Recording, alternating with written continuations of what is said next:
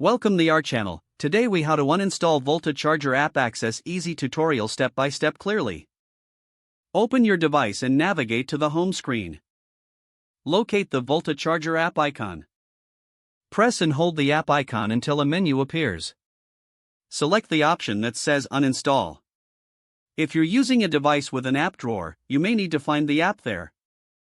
Tap on the app to ensure it's highlighted. Look for an uninstall option or a trash can icon on the screen. Drag the app to the uninstall option or tap it directly. Confirm the uninstallation when prompted.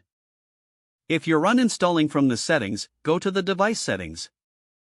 Scroll down and select apps or applications. Find and select the Volta Charger app from the list. Tap on Uninstall. Confirm your choice to remove the app from your device. Wait for the process to complete. The app is now uninstalled and will no longer have access.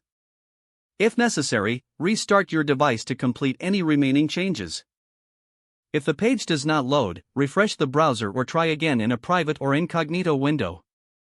Make sure you are using the correct email address, then retype it carefully to avoid small typos. If your password is not accepted, use the reset option and create a new strong password you can remember. Check your spam folder for verification or security emails, then complete any requested confirmation steps. Enable two-factor authentication if available to improve account security and reduce unauthorized access risk. After signing in, review your profile details so your contact information and settings are accurate and current. If you see an error message, note it down and try again after restarting your device and internet connection.